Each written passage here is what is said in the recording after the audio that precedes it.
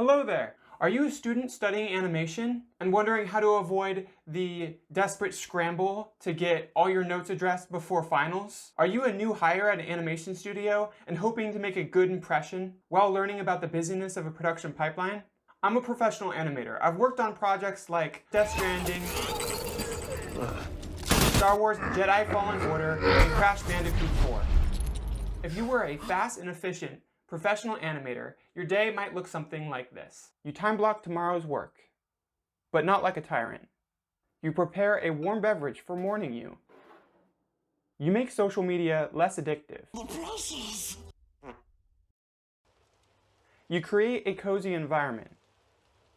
Good morning, or groggy morning. You get up and get that warm beverage. What a nice you were to you. You remind yourself of what you are grateful for and what you will accomplish. You work on your key poses, adjust your time estimate, breakdowns, adjust, facial animation, adjust. Take a break. If you feel like it, you use this time to catch up with your family and friends. You create some hotkeys to reduce friction. Alt, Control, Shift, but not like that. I'll tell you why later, but first let's break down how and why these habits work. Everything I have to share today has two things in common. One is conscientiousness, and two is a positive attitude. And they have a symbiotic relationship. When you make an effort to be more conscientious, your positive attitude improves. And when you have a positive attitude, you can focus better, which will help you be more conscientious. Time block tomorrow's work, but not like a tyrant. Do you wish that your long, tedious work day felt more like playing a video game? Do you wonder what it would feel like to clock off of work and not think about work until you clock back in the next day?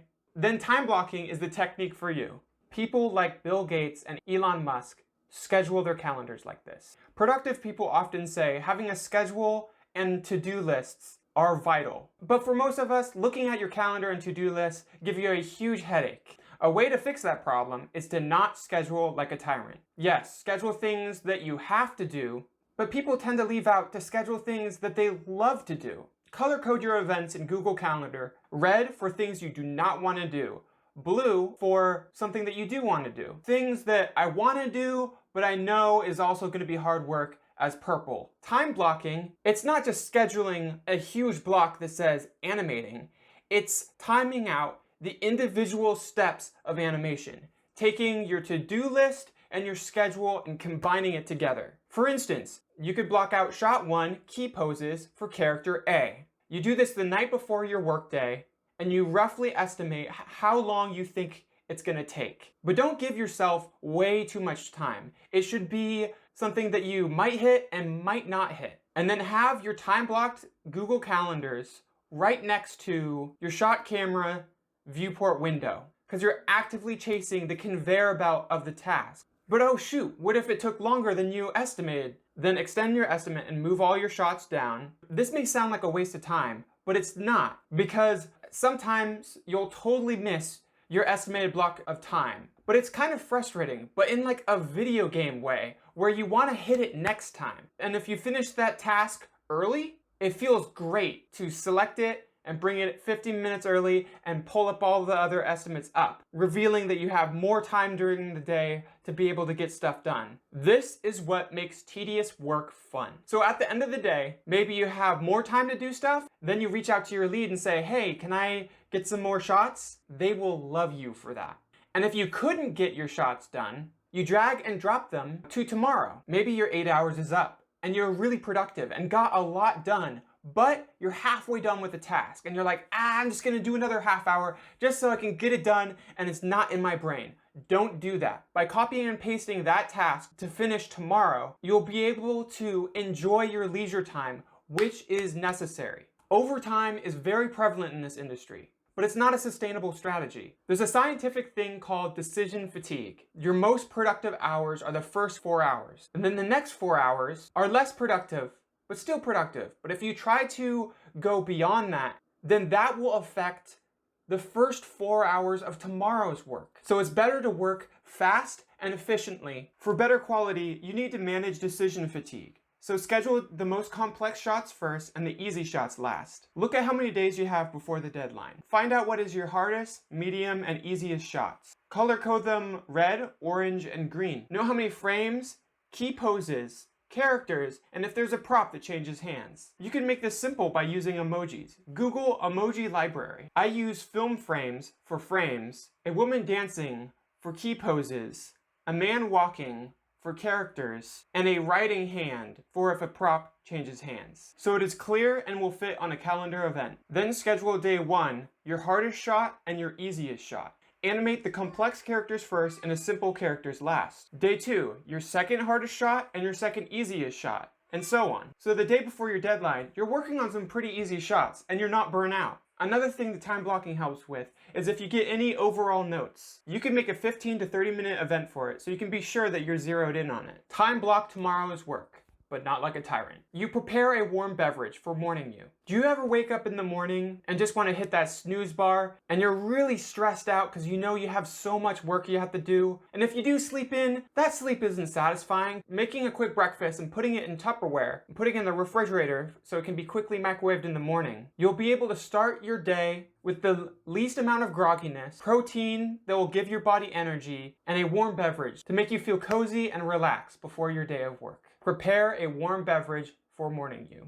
Social media less addictive. Do you want to actually enjoy your bedtime and have it be one of your favorite things in your daily routine? I found this timer app on my Samsung phone, which after a certain time turns your phone black and white, which makes all those thumbnails that are specifically designed to draw your attention and those red notification badges are completely gray, boring, and less addictive. I use YouTube as a search engine more than I use Google, but YouTube's suggested feed is specifically showing things that are interesting to you. Something that I recently discovered that really helps with that is this Chrome extension called Unhook YouTube. It gives you the ability to make your YouTube look like this.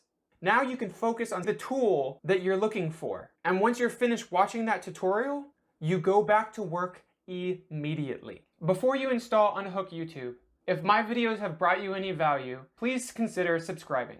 There's an author named Kyle Newport, and he writes a lot of books about this topic. When you're working, have your email tabs off and your social media apps off. Likes and notifications are the two things that will draw your attention the most. And this will cause a context change because you're thinking about animation. This is really detailed work. When you hear bling, that causes a fear of missing out. And it makes you stop thinking about what you're working on and who sent that, why did they send it, is it for me? And it's a similar thing with the likes. And that's actually what these elements are made for, because you can't spend money on things that you're not paying attention to. Do not let email and chats notify you when someone sent you a message. Have it in your schedule be a 15-minute break and check chats, because there are things you need to attend to. Before you turn off your notifications, be sure to tell your team that for speed and efficiency, your notifications are off. But you are scheduled to check your chats multiple times a day, so you won't miss anything. Then make sure to keep your phone ringer and vibrate on, and tell them to call if there's a priority change or a showstopper. And meetings should show up on your calendar. Make your social media less addictive. Create a cozy environment. Put on my headphones or put in my earbuds and turn on the calming sounds of where I would like to be while working. That drowns out the sound of your environment and different things that happen. I work at home and we have really thin walls. And I stop thinking about work and start thinking about him. But if you truly isolate yourself and remove all distractions, once you clock off of work, you can be even more present with your family and friends. Create a cozy environment. What a nice you are to you. Are you sick of thinking, oh, why did I have to do that? Now I have to take care of all these problems. It's best to think of yourself as not one person, but a community. Your present you, your tomorrow you, your 5 years down the road you, and even your elderly you. This may seem selfish, but every time we fly in a plane, we're told to give ourselves the oxygen before our children. It's hard to save someone when you are in need of saving as well. What a nice you are to you. Remind yourself of what you are grateful for and what you will accomplish. Do you wish you could have more of a positive attitude and not constantly be thinking about what's going wrong or what you need to fix? What I'm talking about is daily gratitude and affirmations. It feels very silly, but what you do is you remind yourself of 3 or 5 things that you're grateful for. And they don't have to be huge things. I used to do this with my dad in the morning. And one day he chuckled and said, Butterfingers, because he was having one of those sort of days. The reason why this scientifically works is because of our survival instincts is always to be alert of the negative. We must be cautious about the lion behind the bush or the snake in our tent. This is how we survived. It's a very positive thing, but unchecked, it leaves you with a negative attitude. Affirmations is telling yourself what you want to accomplish and repeat it 10 times. This feels very silly, but start with your name and repeat, I will accomplish whatever it is. And the reason this works is because, you know, when you're about to buy a car and there's a specific car that you want to buy, and then every time you're on the road, you see that car everywhere, you trained your brain to see that car.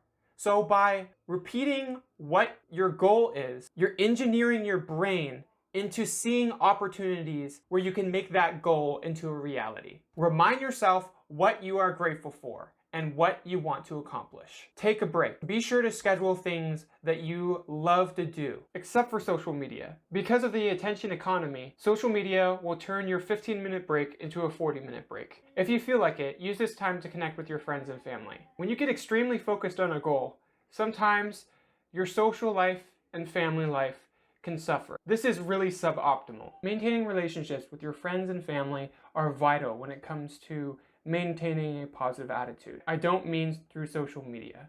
I mean pick up the phone and call them or video chat them. It's good for you, it's good for the people that you love. And as animators, we're trying to breathe life into inanimate objects. So how can we breathe life into inanimate objects when we're not living?